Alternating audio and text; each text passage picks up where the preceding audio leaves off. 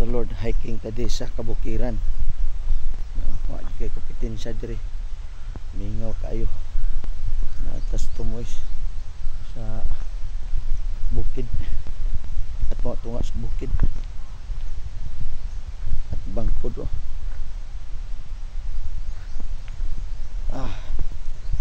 Thank you Lord. Mga kaigsunan,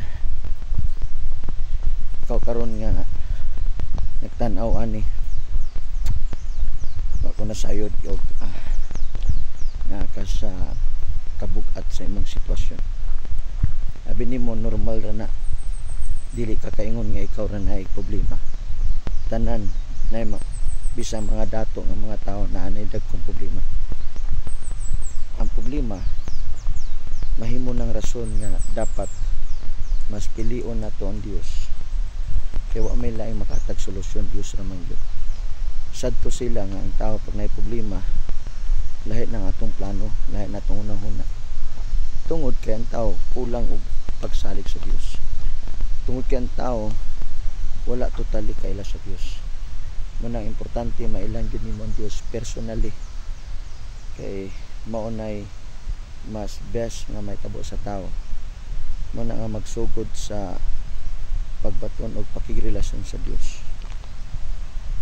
Kung makaila ka sa Dios, kinsa siya sa imong kinabuhi, nga wala na kailangang duulon pag nakay problema. Dios gyud una imong duulon. Madangop ka sa Ginoo kay siya mahatag nimo kaalam, siya mahatag nimo connection, siya mo comfort nimo, siya ang tanan. Ug mao po nay kabubuton sa Dios ng tao mutawag sa Dios, musalig sa Dios. Ngayon ang Bible, bulahan sila nga mutawag sa ngalan sa Ginoo. So tawag ka sa Dios. Ang Dios may priority nato, siyang unahon labaw sa tanan. Mao nay tinuod nga naay relasyon sa Dios. Siya ang imong saligan sa tanan. Mabitay ingon si Jesus nga dili ko na kamo tawgon og sulugoon. Apan higala. Gusto sa Ginoo higala taniya. Kaya ang higala pwede siyang masayod sa sikreto. Pwede ka nga maka-realize sa imong higala, makatug-an. Dili sama sa usa ka sulugoon. Di man nakaako og duol siyang agalon, matug-an siyang problema. Pero kung higala, makatug-an ka sa imong problema, makayango-ngo ka ba.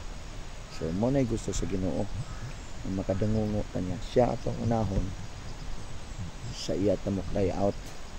Ganahan ka muhilak sa Ginoo, hilak. Inamahan ang pagduol mo sa Ginoo. Mao nay gitawag og relasyon, intimacy nimo sa Ginoo. Buhaton nimo na in daily basis na kay tinguha kanunay nga mabati nimo iyang presensya.